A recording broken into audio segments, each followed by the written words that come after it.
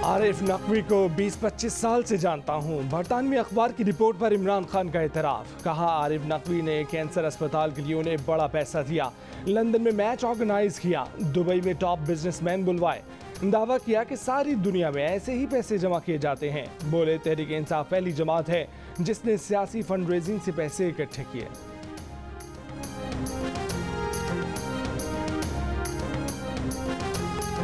मोतबर आलमी इदारे की तहकीकाती रिपोर्ट इमरान न्याजी के खिलाफ संगीन फर्द जुर्म है। रिपोर्ट में हक़ाइक़ चीख चीख कर बता रहे हैं कि इमरान न्याजी झूठ, तज़दात और मुनाफ़क़त का पैकर है।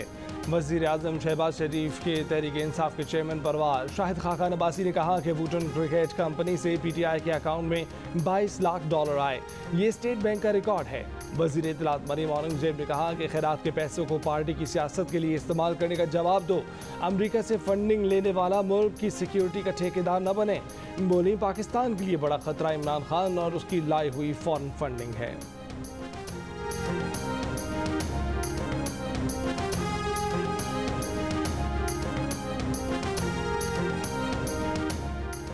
फॉरेन फंडिंग और ममनुआ फंडिंग एक ही चीज़ है। इलेक्शन कमीशन की साबिक सेक्रेटरी कुंवर दिलशाद का कहना है कि ममनुआ फंडिंग पर पार्टी की रजिस्ट्रेशन भी मनसूख की जा सकती है। ममनुआ फंडिंग जब्त हो जाएगी और पार्टी का निशान भी वापस लिया जा सकता है। प्रोग्राम आज शाहजेब खानज़ादा के साथ में बात करते हुए उन्होंने कहा कि ममनुआ फंडिंग साबित हो गई तो हक़ाइक़ छुपाने पर इमरान खान के खिलाफ भी कार्रवाई हो सकती है।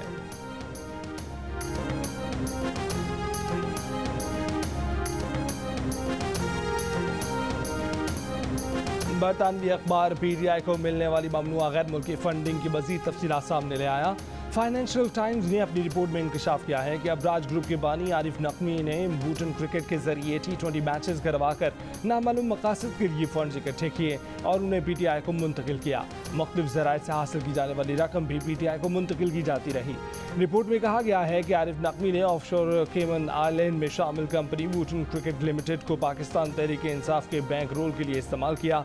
चेयरमैन तहरीक इंसाफ इमरान खान की तरफ से चंदा मिलने की तस्दीक, लेकिन कहा कि उन्हें रकम के ज़राए का इल्म नहीं। 2013 में पाकिस्तान में इंतख़ाबात से पहले वूटन क्रिकेट को मुंतकिल की जाने वाली सबसे बड़ी रकम $20 लाख थी, जो अबू धाबी के शाही ख़ानदान के रुकन और वज़ीर शेख मुबारक अल नहयान की तरफ से दिए गए थे।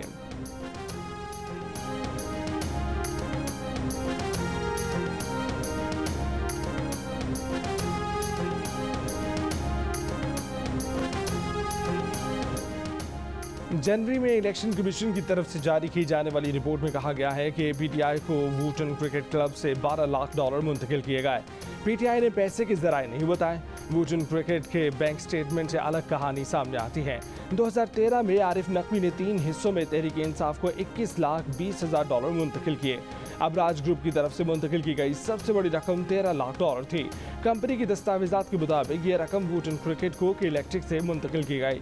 आरिफ नकवी ने वूटन क्रिकेट क्लब का मालिक होना तस्लीम किया है और किसी गलत काम की तरदीद की है। इलेक्शन कमीशन को जमा कराए गए एक बयान में आरिफ नकवी ने कहा कि उन्होंने किसी गैर पाकिस्तानी शख्स या कंपनी या किसी ममनुआ जरिए से रकम हासिल नहीं की।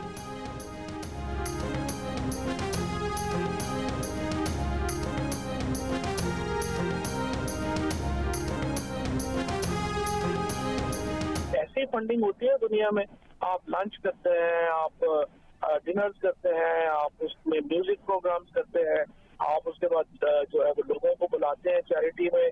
दुनिया में ऐसी फंडिंग होती है। वहां से जो आने वाला पैसा है वो बैंकिंग चैनल से आया है, लेजिटिमेट पैसा है। वहां से भेजने वाले जो लोग हैं उनके एफिडेविट्स मौजूद है और आरिफ नकवी ने भी अपना एफिडेविट इलेक्शन कमीशन में जमा करवाया है ये वोल्टन क्रिकेट क्लब से कि उसने ये तमाम पैसा पाकिस्तानियों से जमा किया है और लेजिटिमेट जराए से जमा किया है।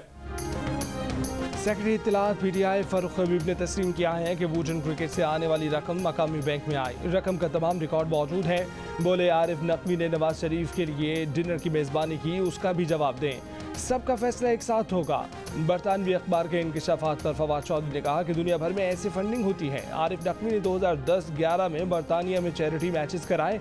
ये तय था कि उसका पैसा PTI को जाना है। इमरान खान ने भी उन मैचेस में बॉलिंग कराई। चैरिटी मैचेस के लिए 2000 से 2500 पाउंड फीस बरतानिया और अमरीकी कानून के मुताबिक मुकर्रर की गई।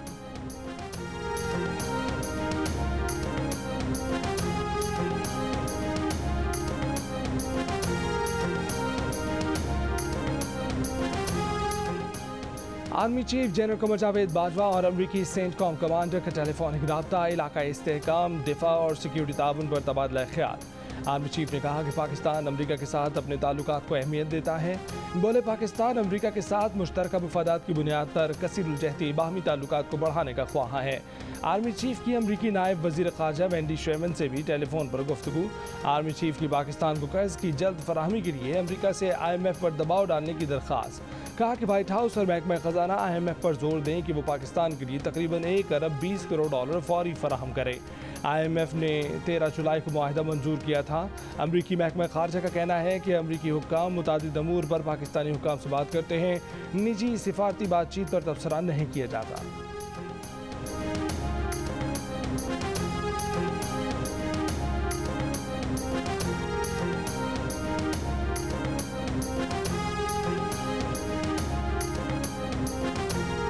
इमरान खान ने कहा है कि उन्हें लगता है कि अब आर्मी चीफ ने जिम्मेदारी ले ली है। आर्मी चीफ की अमरीकियों से रब्ता करने की बात ठीक है, तो इसका मतलब ये है कि हम कमज़ोर होते जा रहे हैं। ये आर्मी चीफ का तो काम नहीं। क्या अमरीका जब हमारी मदद करेगा तो हमसे कोई मुतालबा नहीं करेगा? ख़तरा है कि मुल्क की सिक्योरिटी कमज़ोर होगी, जो अमरीका की कई बार की डिमांड है।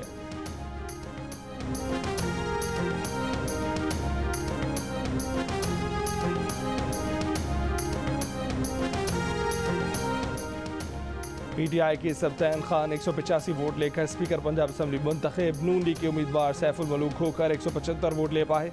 स्पीकर के इंतखाब के लिए मजबूरी तौर पर 364 वोट कास्ट हुए। 4 मुस्तरद वोटों में 1 PTI और 3 अपोजिशन उम्मीदवार के निकले। नवमुंतखब स्पीकर ने ओहदे का हल्फ उठा लिया। कहा कि कुछ अरसा पहले ऐवान में पुलिस आई, ऐवान की बेतौकीरी की गई। कोशिश करेंगे कि ऐसे वाक़यात दोबारा ना हों।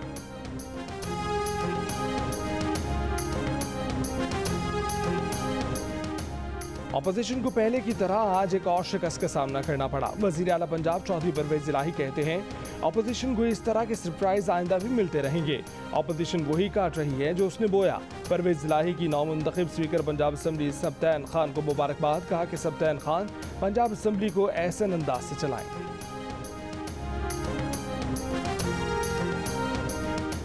स्पीकर पंजाब असम्बली का इलेक्शन आज कोर्ट में चैलेंज किया जाएगा। हमजा शहबाज का ऐलान। कहा कि पेपर्स पर सीरियल नंबर दर्ज किए गए थे ताकि पता चल सके वोट किसको कास्ट हुआ। नून लीग के रहनुमा राना बशूद ने जोर दिया कि स्पीकर पंजाब असम्बली का इलेक्शन कालदम करार देकर दोबारा कराना होगा। बोले एक बार फिर इसी तरह धोखा किया गया जिस तरह वज़ीर आला के इलेक्शन में किया गया। आइन और कानून की धज्जियाँ उड़ाई गईं। मुतालबा किया कि अदलिया ने जिस तरह उनके लिए रातों को अदालतें खोली, आज हमारे लिए भी खोलें।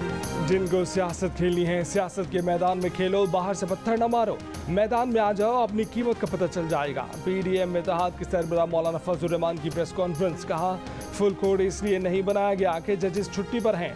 अगले दिन जुडिशल कमीशन का इजलास बुलाया गया। सिर्फ 3 जज हैं जो इमरान खान का केस सुनते हैं। पाकिस्तान सिर्फ एक लाडले के लिए नहीं बना, कोई हमारा बाप बनने की कोशिश ना करे। फॉरेन फंडिंग इतना बड़ा जुर्म है जिसमें ना तो लीडर और ना ही पार्टी रहनी चाहिए। फॉरेन फंडिंग में इसराइलियों और भारत का पैसा है। इलेक्शन वक्त पर होंगे। PDM एक पेज पर है।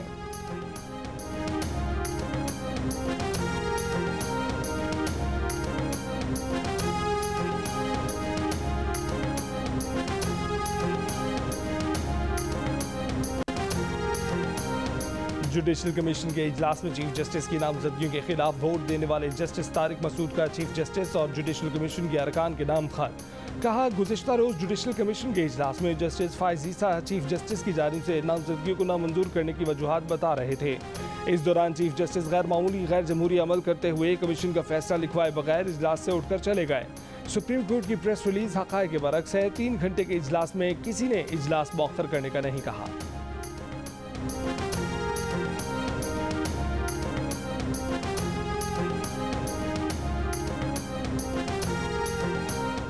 जुडिशल कमीशन के इजलास में अटॉर्नी जनरल ने किसी हाई कोर्ट जज के मुतालिक मेरिट पर राय नहीं दी। अटॉर्नी जनरल ने हाई कोर्ट के किसी जज को जांचने या मुस्तरद करने पर राय नहीं दी। जुडिशल कमीशन के 5 अरकान के कहने पर इजलास मौखर किया गया। जजेस तकर्री के लिए जुडिशल कमीशन का इजलास मौखर करने की राय अटॉर्नी जनरल ने भी दी। सुप्रीम कोर्ट ने इलामिया जारी कर दिया। इजलास का ऑडियो लिंक भी सुप्रीम कोर्ट की वेबसाइट पर जारी। ऑडियो में अटॉर्नी जनरल कह रहे हैं कि जजेस की तकर्री के हवाले से शफाफियत होनी चाहिए। जहां तक जजेस के मिजाज का ताल्लुक है, इस हवाले से बार क्या सोचती है वो ज़रूरी है। इसमें जल्दी ना करें, रूल्स बनाए जाने चाहिए। इस्लामाबाद हाई कोर्ट के चीफ जस्टिस अतर मिनुल्लाह के नाम पर भी गौर करना चाहिए। इन मामलात को फिलहाल मौखर कर दें। जुडिशल कमीशन के इजलास में सुप्रीम कोर्ट के लिए 5 जजेस के नामों पर गौर किया गया था।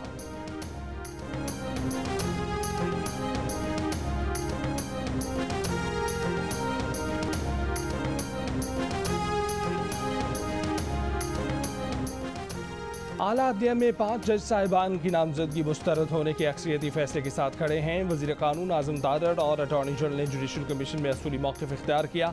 जस्टिस काजी फाइज़ ईसा का सीनियरिटी असूल के तहत राय देना काबिल सताइश है। सदर सुप्रीम कोर्ट बार एहसन भून और पाकिस्तान बार काउंसिल समेत मुख्तलिफ बार एसोसिएशन का मुश्तरका एलामिया जारी। एलामी में कहा गया है कि आला अदलिया में जज साहिबान की तैनातियाँ सीनियरिटी असूल के मुताबिक की जाएँ। सीनियरिटी असूल के बरखिलाफ मुसलसल तैनातियों के सबब अदलिया की साख मुतासर होगी।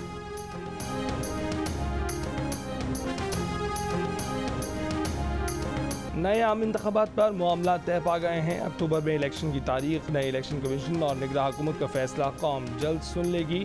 शेख रशीद का दावा, कहा कि करंटीना वाले भी इलेक्शन मान गए, सिर्फ मौलाना फजलुर रहमान रह गए हैं।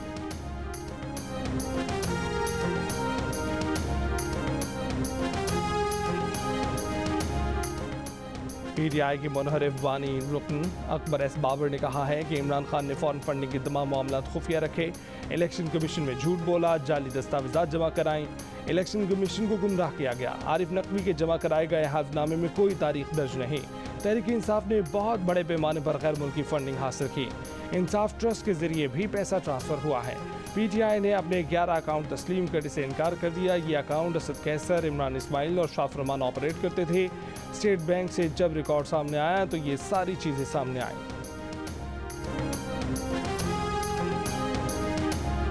आज की तो कहानी सुने।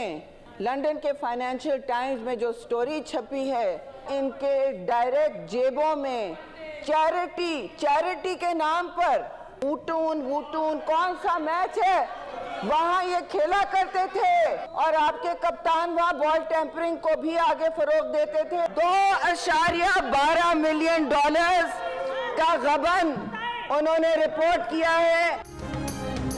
सेनेट में भी PTI ममनुआ फंडिंग की गूंज। शहरी रहमान ने कहा कि खैरात के नाम पर पैसे PTI के अकाउंट में गए हैं, गरीबों के नाम पर पैसा लिया। कौन सा मैच है जहां इमरान खान चैरिटी के नाम पर खेलते थे? इस मैच में बॉल टेम्परिंग होती थी, इस पर पूरी दुनिया हंस रही है। आप कशकोल तोड़ने आए थे, आपने कर्जों की सुनामी खोली, इसका हिसाब तो पाकिस्तान बरसों आपसे मांगेगा।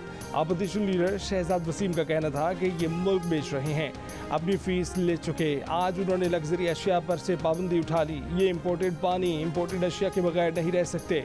तारिक फातमी अमरीका में मुलाकातें कर रहे हैं। दफ्तर खारजा कहता है निजी दौरा था।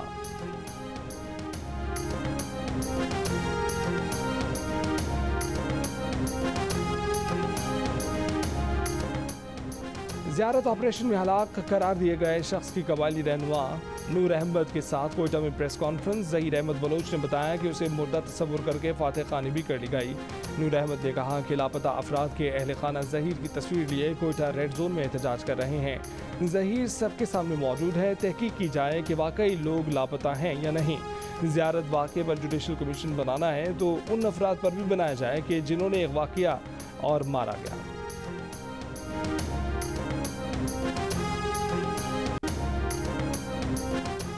मुल्क में मुहर्रम का चांद नजर नहीं आया। यौम आशूर 9 अगस्त को होगा। मुहर्रमुल हराम की आमद पर कराची, लाहौर, पेशावर और कोयटा समेत मुल्क भर में मजालिस आज़ा के इनेकाद की तैयारियाँ।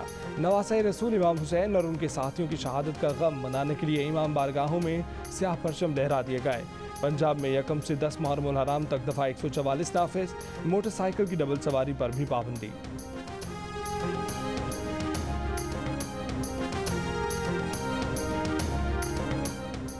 पंजाब और सिंध में मौसम गरमा की तातीलात खत्म। स्कूल 1 अगस्त से खुलेंगे। महकमा तालीम सिंध ने वाज़ेह किया है कि स्कूलों की छुट्टियां बढ़ाने का फैसला नहीं हुआ। खैबर पख्तूनख्वा के ज़ेरी इलाकों में स्कूल 15 और बालाई इलाकों में 31 अगस्त से खुलेंगे। बलूचिस्तान के गर्म इलाकों में मौसम गरमा की 2.5 माह की तातीलात 31 जुलाई को खत्म।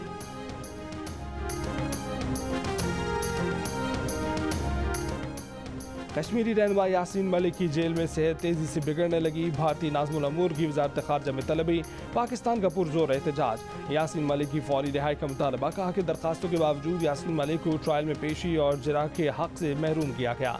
कानूनी चाराजोई न होने के बायस हुर्रियत रहनुमा यासीन मलिक 22 जुलाई से भूख हड़ताल पर हैं। फौरी तौर पर तिब्बी इमदाद दी जाए। हुर्रियत लीडर की अहलिया मिशाल मलिक का भारतीय वज़ीर आज़म के नाम खत भी भारतीय नाज़मुल अमूर के हवाले।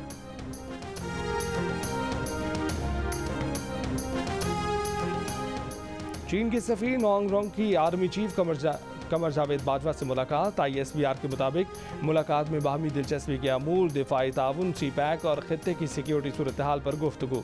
आर्मी चीफ ने कहा कि पाकिस्तान चाइना के साथ अपनी स्ट्रेटेजिक शराकत दारी को बढ़ाने का ख्वाह है। पाकिस्तान खित्ते में अमन इस्तेहकाम के लिए बैनुल-अक़वामी शराकत दारों के साथ ताउन के लिए पुरअज़्म है। चीनी सफ़ीर ने पाकिस्तान में मुख्तलिफ मनसूबों पर काम करने वाले चीनी एहलकारों के तहफ़्फ़ुज़ पर आर्मी चीफ का शुक्रिया अदा किया।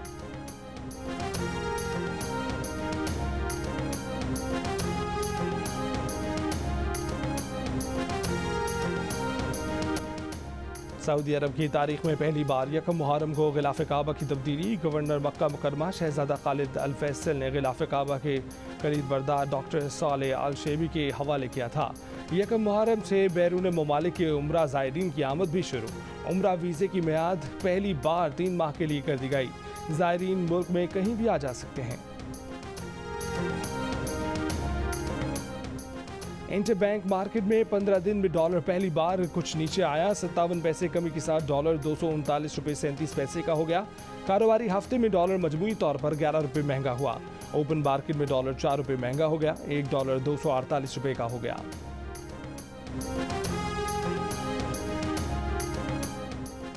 मुल्क की मईशत में बेहतरी लाने के लिए इमरान खान मैसाक मईशत पर सियासी क़यादत के साथ बैठने को तैयार।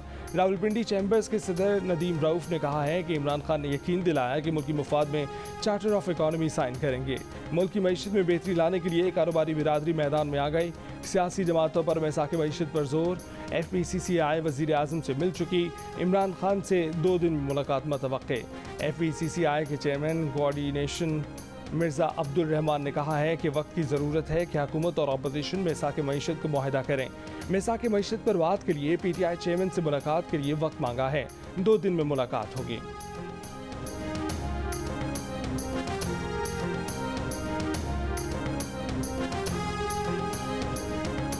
और ISBR और जियो टेलीविजन नेटवर्क के इश्तराक से बनाई गई टीम मुहाफिज इस बार इंसानी स्मगलर से टकराने के लिए तैयार।